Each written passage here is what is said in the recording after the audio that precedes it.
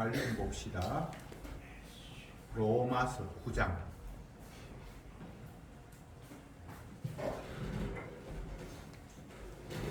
로마서 9장 1절에서 8절까지 교독하겠습니다. 9장 1절에 내가 그리스도 안에서 참말을 하고 거짓말을 아니하노라.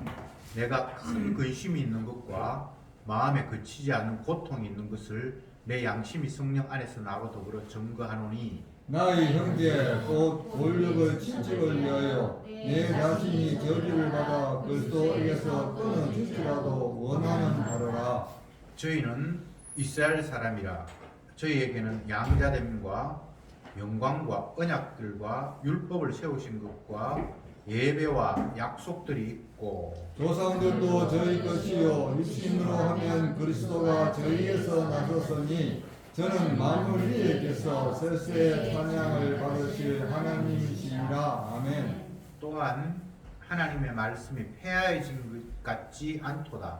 이스라엘에게서 난 그들이 다 이스라엘이 아니요 또한 아브라함의 씨가 다 그 자녀가 아니라 오직 이삭으로부터 난 자야 무엇이라 칭하리라 하셨으니 곧 육신의 자녀가 하나님의 자녀가 아니라 오직 약속의 자녀가 씨로 여기심을 받느니라. 아멘. 아멘. 오늘 본문에서는 바울이 상당히 충격적인 이야기를 했습니다. 내가 그리스도에서 끊어져서 저주를 받는다 할지라도 내 형제들이 예수님을 영접하고 구원을 얻었으면 좋겠다, 이런 말을 했습니다. 왜 이런 이야기가 나와야 됐는가? 그 배경들을 우리가 조금 이해할 필요가 있는 것이, 바울이 현재 상태 말고 예전에 자기의 상태가 지금 현재 유대인들의 심정이라는 거죠. 하나님의 율법을 근거로 해서 하나님을 믿고 율법을 지키고, 우리는 하나님으로부터 선택된 민족이고 하나님으로부터 직접 율법을 받았고 이방인과 다른 사람이고, 그렇게 해서 율법에 순종한 우리는 당연히 구원을 얻는다, 이런 생각을 했죠. 바울도 그런 생각을 했어요. 그리고 지금 현재 유대인들이 대부분 그런 생각을 가지고 있는 거예요. 그러니까 바울은 현재 자기 동족들을 보면서 과거의 자신의 모습을 보는 거예요.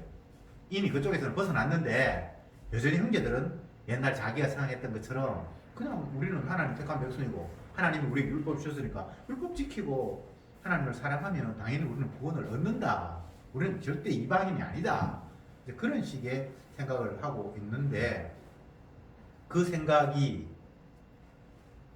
맞는가? 아니죠. 맞다고 생각했는데 부활하신 주님을 만나고부터 그 생각이 잘못됐다라는 것을 깨닫게 됐잖아요, 바울은. 그러니까 형제를 보면서 너무 안타까운 거예요. 그래서 형제들에게 차라리 내가 저주를 받고 주님 앞에 끊어져서 지옥 간다 할지라도 너희들이 예수님을 알았으면 좋겠다라는 이런 마음을 오늘 본문에서 토로하고 있습니다. 어쩌면 이게 좀 건방진 이야기가 될 수도 있지만 그런 관점은 아니고, 바울은 지금 예수 그리스도에 애타는 심정으로 형제들에게 자기 이야기를 그대로 하는 겁니다. 예수님께서 십자가 저주받으면서 자기 백성 살리려고 하셨던 그런 심정을 가지고 내가 차라리 저주받는다고 하고 내 저주받는 것 때문에 너희들 구원 얻는다면 그렇게 됐으면 좋겠다라는 예수님의 심정으로 이 이야기를 하는 겁니다. 복음을 전하고 복음을 이미 받아들였고 본인 스스로는 예수 그리스도의 그 사랑 안에 있고 결코 정죄함이 없는 세계에 있는 그가 무엇이 근심이고 무엇이 염려가 있겠습니까? 이미 천국 백성이 됐는데. 그런데 형제를 생각하면 그게 형제 보면서 안타깝고 근심되고 염려되고 그게 마음의 고통이라는 거예요. 이건 주님 주신 마음이겠죠.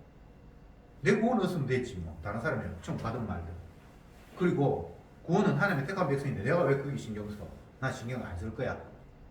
이렇게 말하는 사람이 굉장히 많은데 바울은 지금 그렇지 않아요. 내 친척, 형제, 고륙 뭐 다 유사한 말입니다. 그들을 위하여 내가 차라리 주님 앞에 끊어서 저주받는다 할지라도 그들은 좀 주님을 알았으면 좋겠다. 그렇지 못한 상태이기 때문에 내가 근심스럽고 마음이 고통스럽다. 이렇게 이야기를 하고 있습니다. 그러니까 성도의 근심은 자기 개인적인 문제는 아니고요. 내가 뭐 천국 못 갈까봐 근심한다든지 복 못 받을까봐 근심한다든지 그런 근심이 아니고요. 만약 그런 근심이라면 자기가 이미 신앙에 확신을 가졌다면 뭐 근심 없어야 되잖아요. 이미 천국에 안착된 사람인데. 그럼에도 불구하고 형제들을 바라보면서 고통이 있고 마음에 근심이 있다는 것은 주님께서 이런 마음을 주셨겠죠. 예. 사도들이 또 구약의 선지자들이 복음을 전하면서 복음을 받아들이지 못하는 사람을 보면서 형제들 보면서 안타까워하는 마음이 다 있잖아요. 근데 그걸 갖다가 인간적인 논리로 하나님이 자기 택한 백성 구원하는데 네가 왜 신경 써? 만약 하나님 택한 백성이라면 언제든지 구원 얻겠지. 네가 왜 그 마음의 고통을 받아? 이렇게 말하는 사람이 충분히 있을 수 있잖아요. 근데 그게 지금 여기서는 통하지 않죠. 하나님 그런 마음을 주셨는데 그 영혼이 안타깝고 구원을 얻었으면 좋겠다고 생각하고 그 죄의 속박에서 빨리 벗어나서 주님의 품에 안겼으면 좋겠다라는 이런 마음을 가지고 복음을 전하고 있으니까 그렇지 못한 사람 보면서 안타까움, 근심 이런 것들이 담겨 있는 거죠.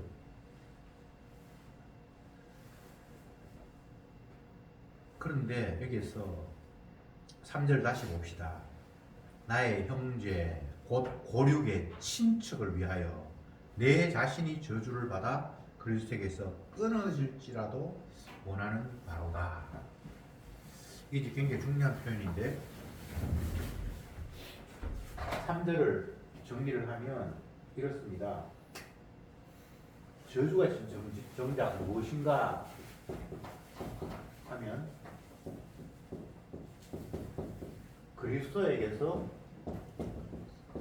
끊어져. 이게 지금 3절이 이 이야기예요.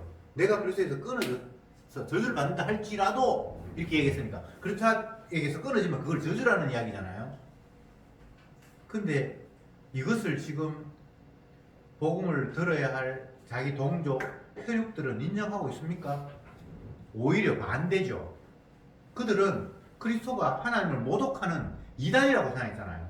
그래서 마땅히 율법에 의해서 자기 스스로를 하나님이라고 그러고 이거 하나님을 사칭한 거잖아요. 여호와 이름을 모독한 거잖아요. 그러니까 그들이 이해하는 율법으로는 예수는 반드시 저주받아 죽어야만 한다라고 생각을 하고 있는데 옛날 똑같이 생각했던 바울이 예수 믿는 사람 잡아 죽이려고 했고 뭐 잡아 죽이기도 했고 했던 그 바울이 이제 완전히 돌변해서 그분이 하나님이었어. 그분이 하나님 보내신 메시아였어. 그러면서 그분에게 끊어지는 게 저주야라고 이렇게 정반대로 이야기를 하고 있잖아. 이 복음이. 그래서 바울이 형제를 향해서 내가 그리스도에게서 끊어져서 저주를 받는다 할지라도 너희들은 구원을 얻었으면 좋겠다라는 이런 표현들은 그 동족들이 바울을 생각하면서 저거 옛날에는 신학생활 잘하더니만 이제 어디에 이단에게 핵 돌아가가지고 지금 저주 안에 있구나라고 이렇게 생각하잖아요. 그러니까 그래 너희들 생각이 그래 내가 지금 저주 받았다고 치자. 그래 저주 받았다 해도 한더라도 너희들은 저주 안 받았어. 진짜 예수 알았으면 좋겠다. 이런 지금 이야기를 하고 있는 거예요. 굉장히 복잡한 어떤 그 배경이 지금 깔려 있습니다. 단순히 우리가 복음 전하면서 이 본문을 이해하면서 네 천국 가고 내 지옥 간다면 나 그거 할게 이런 식으로 이제 금방지게 사람들이 이 본문을 인용할 수 있는데 그런 의미는 아닙니다. 내가 뭐 저주 받고 싶다고 해서 저주 받고 지옥 가고 싶다고 해서 지옥 가고 뭐 딜 하듯이 내 지옥 갈게 네 천국 가라 이렇게 할 수 있는 문제는 아니잖아요. 바울은 지금 성도 자기 형제들이 자기를 저주 받았다라고 생각을 하고 있고 이단에게 사로잡힌다고 생각하고 있고 그러니까 그래 좋다.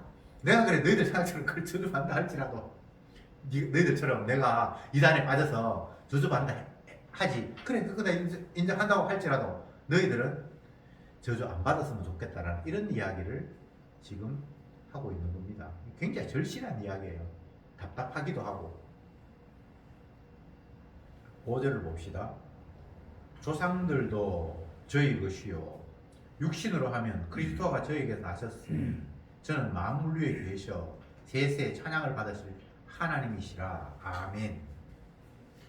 4절에는 이렇게 됐습니다. 저희가 이스라엘 사람이라 저희에게는 양자됨과 영광과 언약들과 율법을 세우신 것과 예배와 약속들이 있고.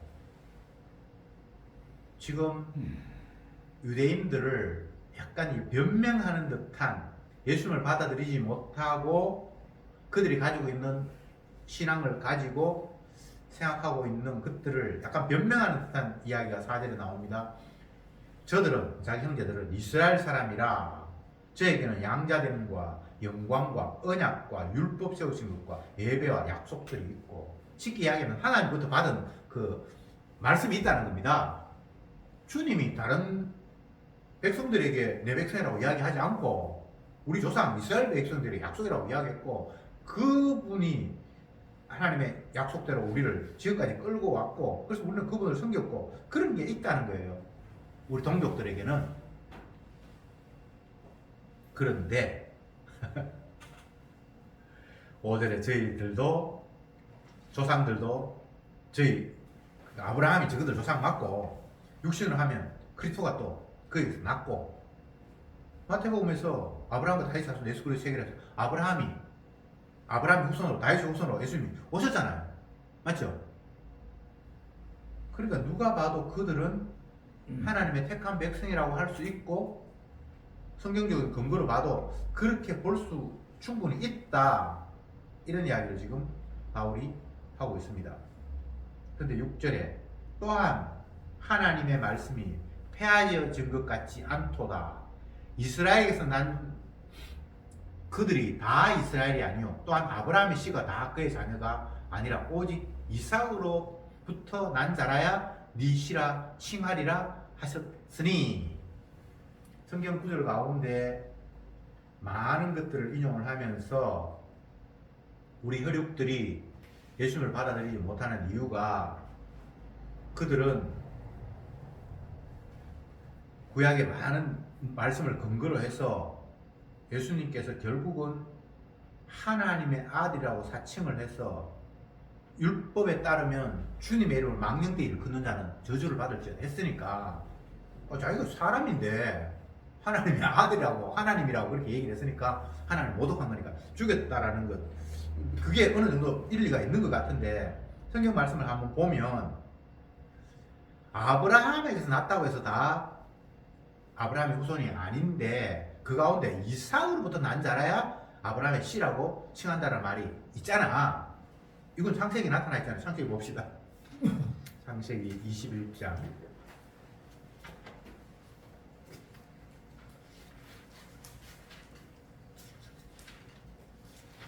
창세기 21장 12절을 같이 한번 읽어봅시다. 시작.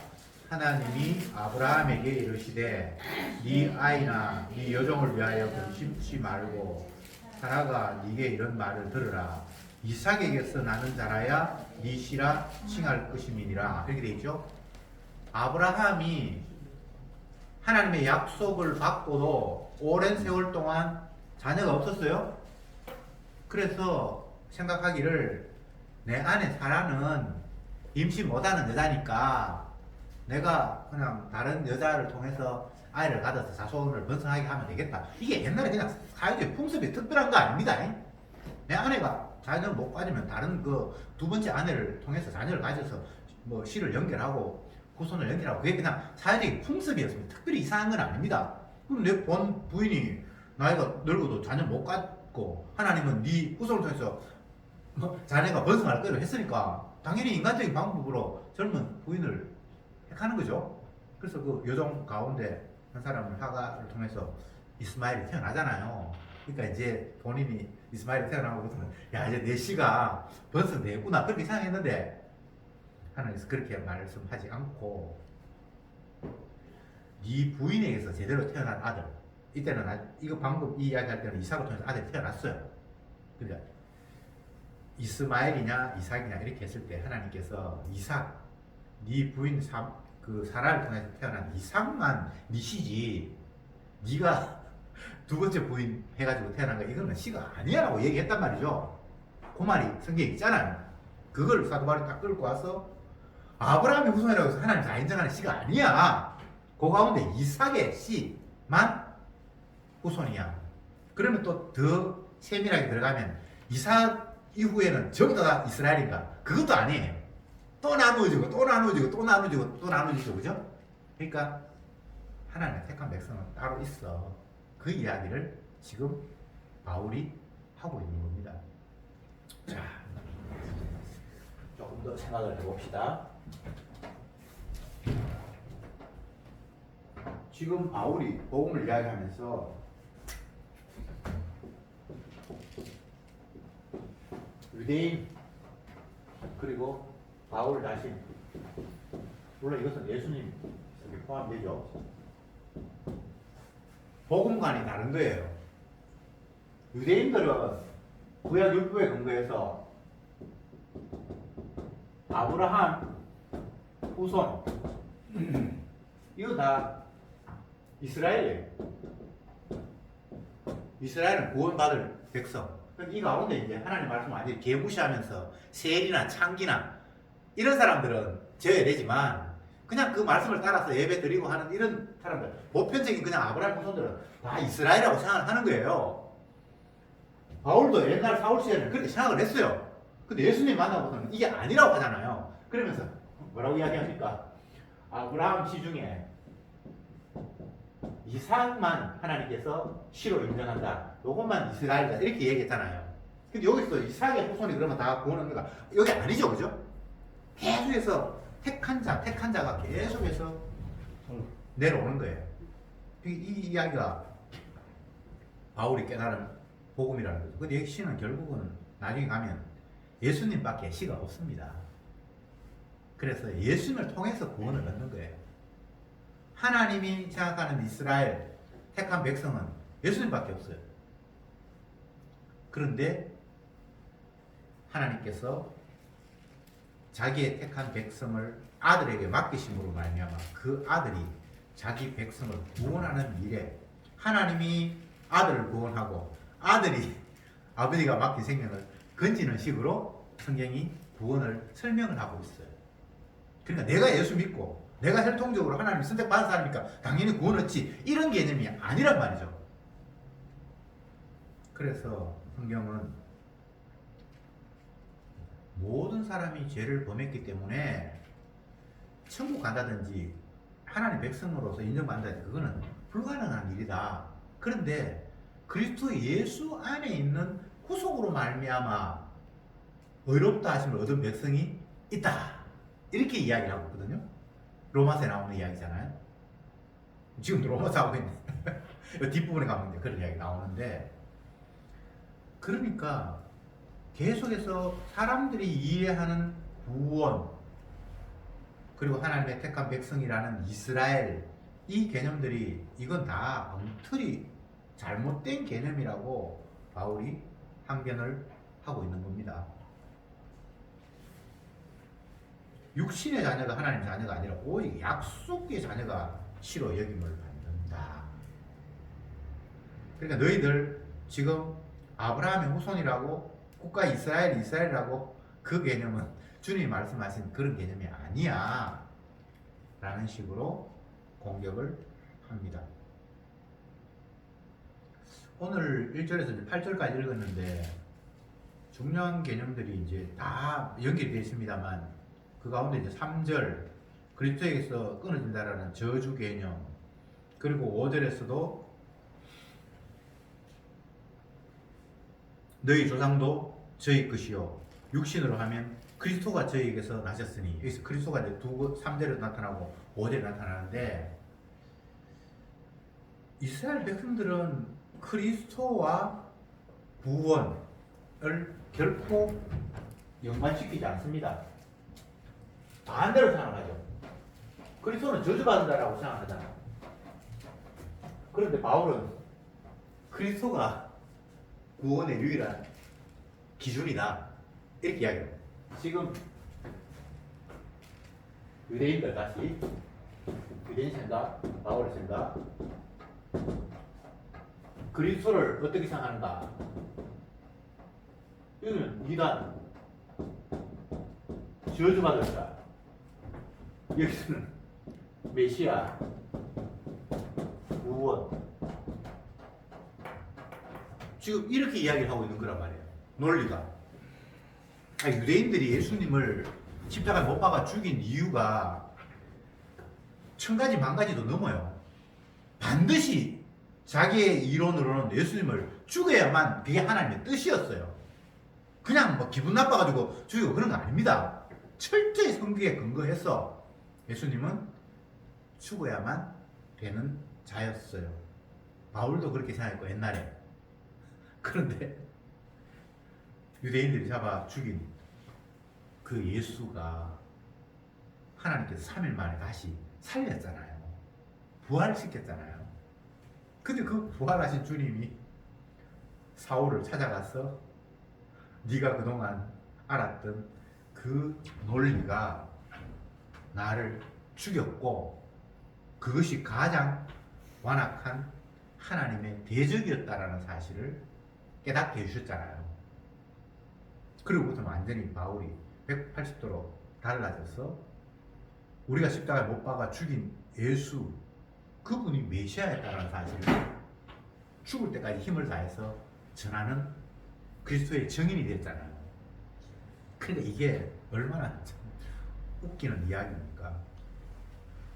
만약 바울이 예수 믿는 사람을 잡아 죽이는 일에 가담하지 않았다면 오늘 이 9장에 나타난 이런 이야기를 유대인들에게 할 수 없었을 거예요. 자기도 똑같았어요. 하나도 다르지 않아요. 그런데 인간 치고 아담의 후손으로 이 땅에 태어난 사람 치고 첫 번째의 개념 없이 바로 두 번째 개념으로 오는 경우는 없습니다. 다 이 과정을 거쳐서 두 번째로 넘어오도록 그렇게 되어 있어요. 그래서 인간들이 이해하는 성경 해석은 다 하나님을 발로 차는 그런 해석밖에는 나오지 않습니다. 우리가 에스겔 말씀을 예배 시간에 늘 살피고 있는데 요즘 이스라엘 백성들이 바벨론에 포로 잡혀가고 일부는 아직도 그 나라에 남아있고 이런 상태 속에서 그들 마음속에 하나님이 원망스럽기도 하고 또 조상들이 원망스럽기도 하고 현재 처지가 너무 안 좋으니까 지 탓은 안 하고 그래서 기껏 유통한다는 속담이 아비가 신 포도를 먹어서 아들이 이가 시다 이런 이야기를 막 하면서 조상 잘못하고 우리가 고생한다 이 말이에요.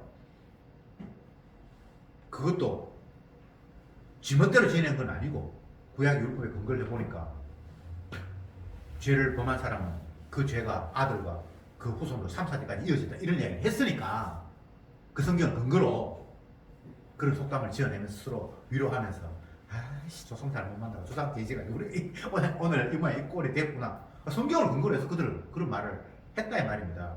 그게 말이 안 된다고 하나님 이야기하잖아요. 이 못된 놈들아 어떻게 그딴 속담을 내가 준 말이 그런 뜻이야? 전혀 그게 아니야 라고 그들을 책망하고 계시잖아요. 그러니까 모든 인간들은 주님의 은혜가 임하기 전에는 그런 식으로 해석할 수밖에 없어요. 반드시 엉터리 해석을 거쳐서 성령이 왔을 때 아 이게 엉터리였구나 라고 새로운 해석이 주어지는 거예요. 사도 바울처럼 이런 식으로.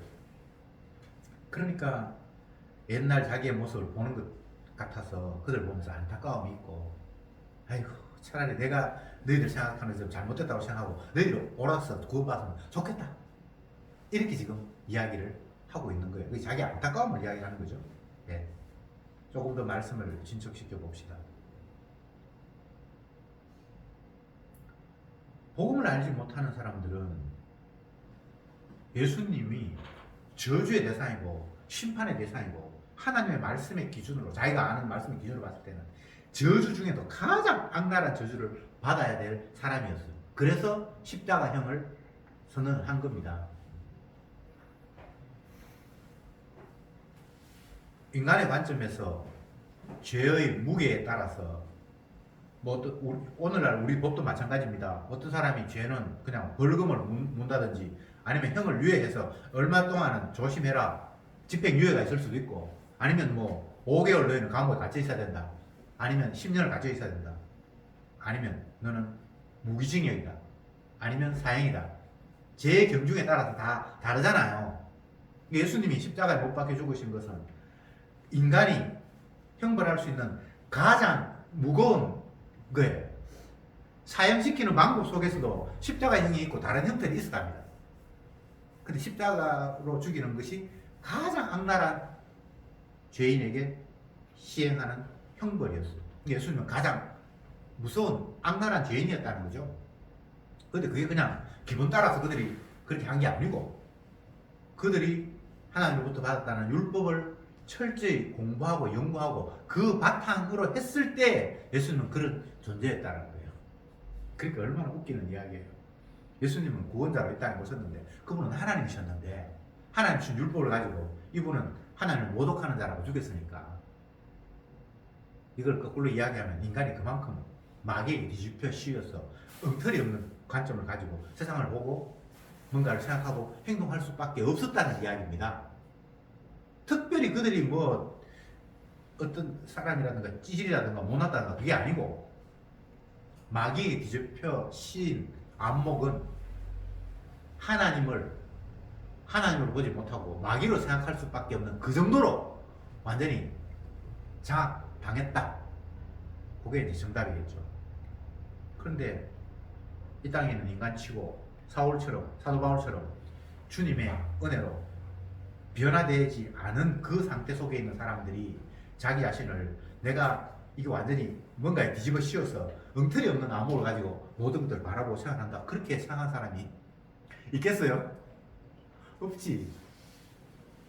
그냥 자기 나름대로 다 내가 노력하고 애쓰고 하면 뭐 완벽하지는 않다 할지라도 어느 정도 나는 선악을 분별할 수 있고 또 내가 노력하기에 따라서 신이 기뻐하시는 하나님이 기뻐하시는 그 방향을 향해서 얼마든지 접근할 수 있다고 생각하는 거죠.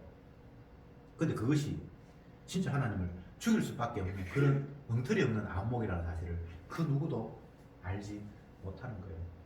지금도 마찬가지입니다. 이 세상 살아가면서 똑똑한 사람 얼마나 많습니까? 요즘 뭐 대통령 선거한다고 뭐 너도 나도 대통령 하겠다고 뭐 내 찍어야 된다고 하는데 그 사람들 자기들 관점에서 세상적 관점에서 바보가 아니잖아요. 다 나름대로 한가하고 똑똑한 사람들이거든요. 그들이 내가 마귀에게 뒤집혀 씌워서 내가 보고 생각하고 행동하는 것들이 정말 이 세상을 지으신 분, 나를 지으신 분이 보실 때는 너무나 완악한 짓이다 라고 그렇게 인식하면서 자기가 삽니까? 그런 사람 아무도 없어요. 그들은 확신합니다. 내가 열심히 바르게 살고 행동하고 또 그동안 내가 많은 걸 배웠는데 많은 걸 경험했는데 이 경험을 잘 살리면 나와 함께 많은 우리 형제들이 행복의 길로 나아갈 수 있을 것이다 라고 확신을 하고 있습니다. 그들은. 그러니까 막 대통령이 되려고 난리를 치잖아요. 그 사람들 다 대통령 좀 시켜봤으면 좋겠어요.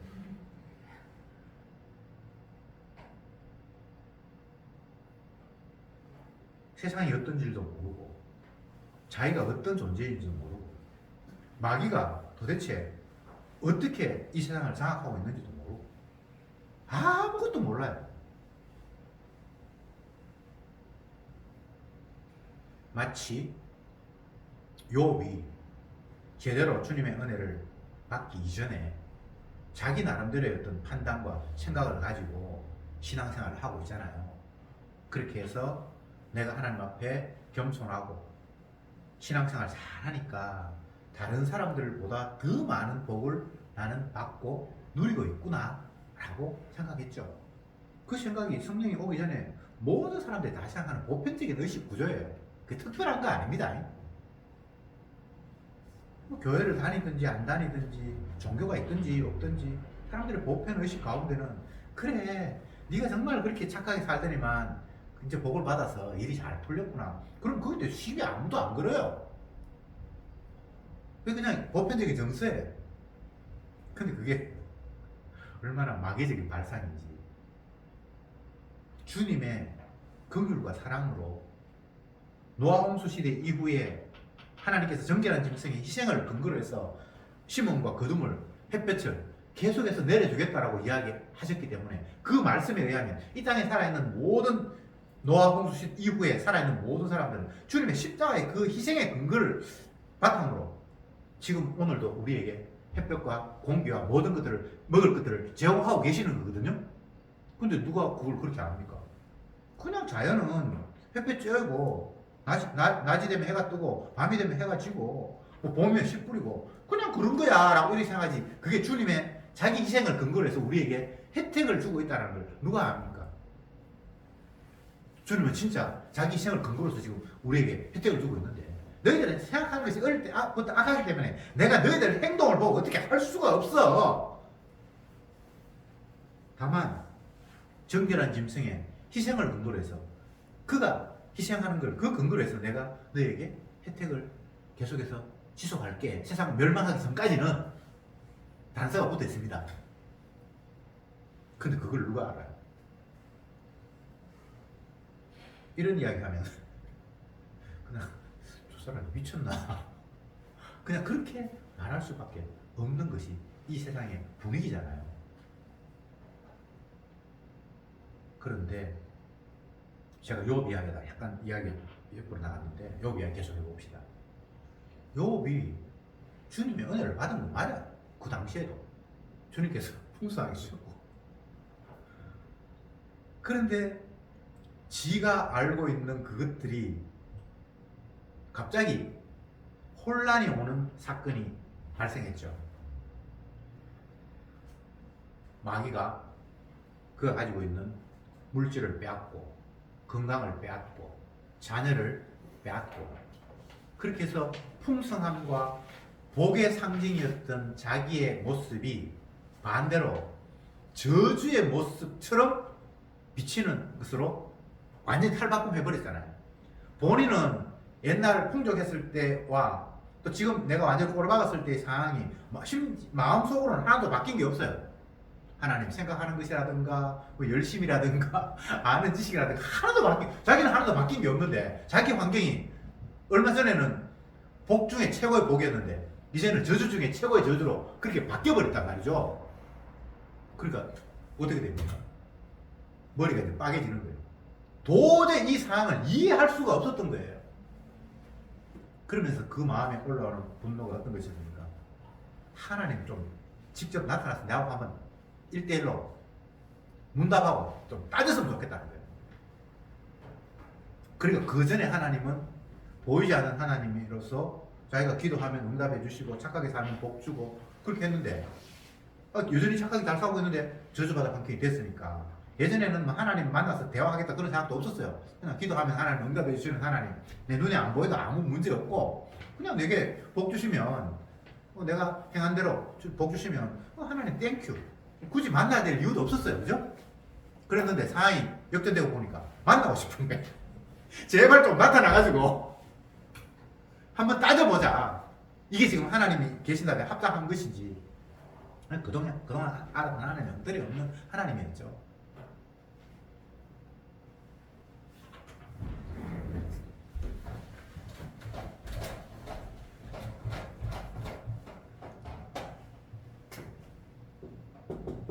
욥은 자신을 기준으로 자기의 출생부터 현재까지 이걸 기준으로 하나님을 생각할 수밖에 없잖아요. 근데 주님은 이 사람의 출생 전부터 태초에 천지를 창조하시는 이야기부터 끄집어내 버리니까 본인이 멘붕이 와버린 거예요. 내가 살고 있는 이 환경에 대해서 나는 하나님께 좀 따지고 싶은데 하나님은 네 사는 환경 말고 저 다른 우주에 다른 어떤 곳에 있는 이야기를 막 거론하니까 시간도 공간도 모든 인간은 자기가 있는 시간, 자기가 머무는 공간 안에서 하나님을 생각하거나 복을 생각하거나 저주를 생각하거나 할 수밖에 없잖아요. 근데 내가 없는 전혀 다른 환경을 끄집어 오고 내가 알고 있는 시간 이전과 이후를 끌고 와서 주님 뭔가를 말씀을 하시니까 이게 하나님하고 대화를 하겠다는 게 대화가 됩니까? 여기에서 이렇게 이야기하는 것은 인간들이 아는 지식이라는 게 기껏 이 정도라는 거예요.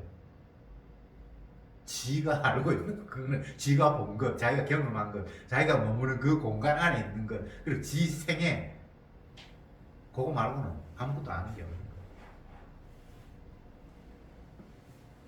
TV 프로그램 가운데 아빠하고 뭐 나하고 하는 그런 프로그램이 있는데 그걸 제가 또 보니까 피부과 의사가 뭐 좀 잘 나가는 모양이에요. TV도 많이 나오고 그렇게 이제 성공하고 부자가 됐는데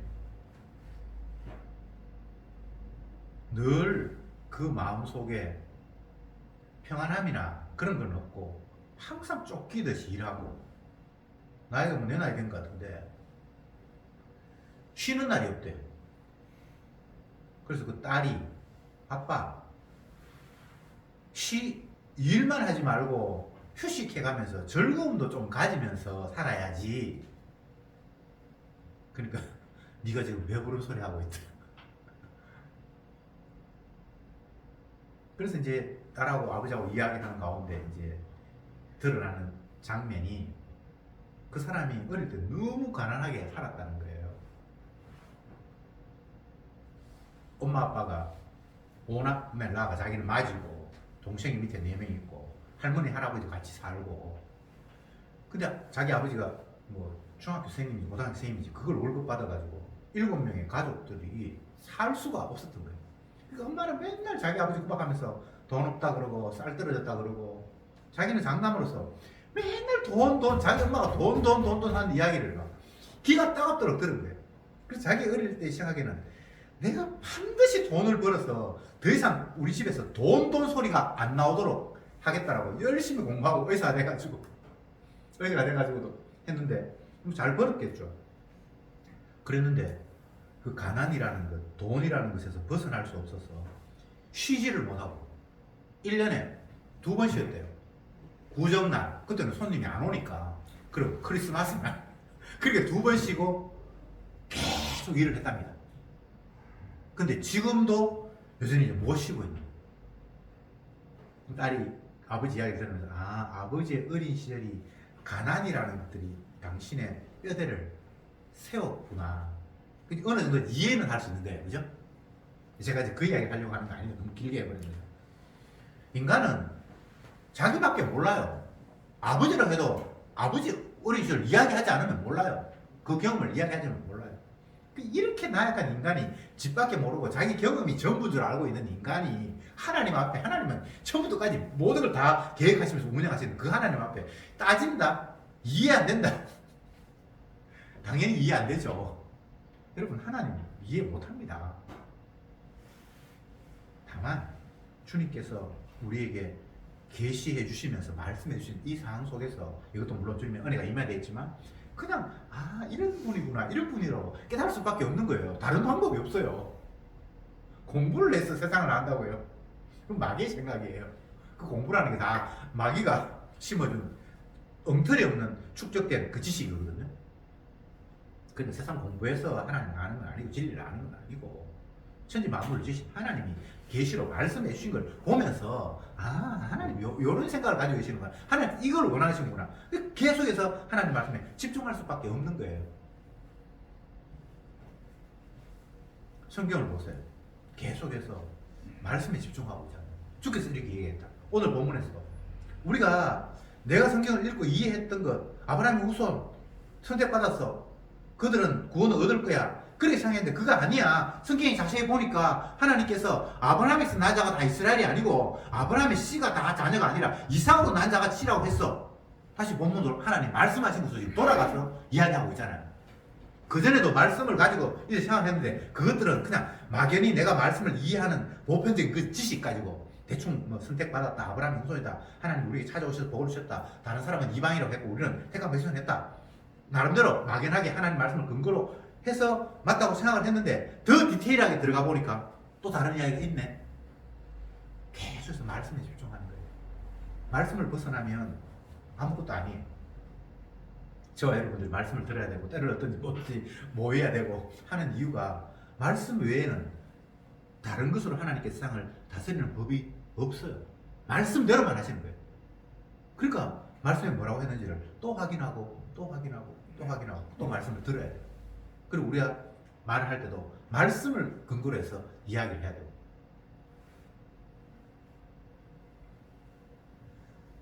신약 성경에서는 가라사대라는 표현이 이제 이게 옛날식 번역인데 요즘은 그런 식으로 번역하지 않죠. 가라사대. 요즘 사람 보면 좀 웃기는데 그분이 말씀하셨습니다 라는 거잖아요. 이 세상을 지으신 분이 이렇게 말씀하셨습니다. 가라사대가 너무나 중요한 거예요. 주님이 말씀하셨다는 건 그게 팩트예요. 그대로만 실체화돼요. 말씀으로 천지를 창조하셨잖아요. 빛이 있어라. 예수님께서 하나님께서 말씀하시기를 가라사대 빛이 있어라 하니까 빛이 생겼잖아요. 세상이 지금도 그런 구도 외에 다른 식으로 흘러가는 법이 없습니다. 그 예수님께서 말씀하셨다는 말은 그대로 된다는 이야기잖아요. 그리고 그게 관심을 기울 수밖에 없죠. 이제 시간이 다 돼서 마치겠습니다.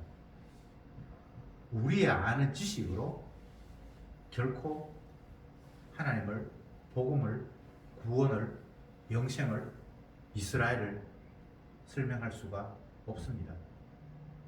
그러면 어떻게 하는가?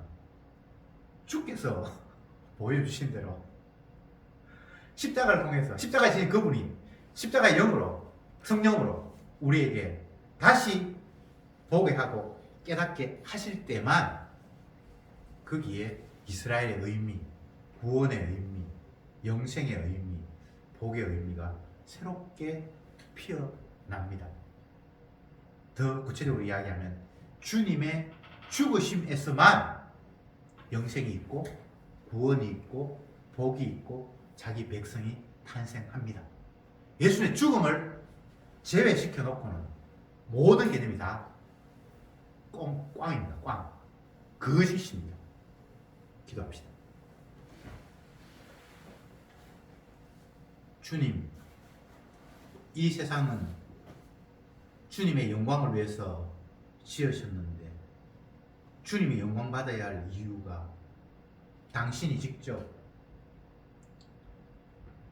자기 백성을 위해서 저주받으시고 십자가에 피 흘려 죽으심으로 말미암아 이루신 일이기에 그 어떤 것도 주님의 죽으심을 덮어둔 채 제외한 채 어떤 개념들이 나올 수 없음을 다시 한번 깨닫게 하시니 참으로 감사합니다.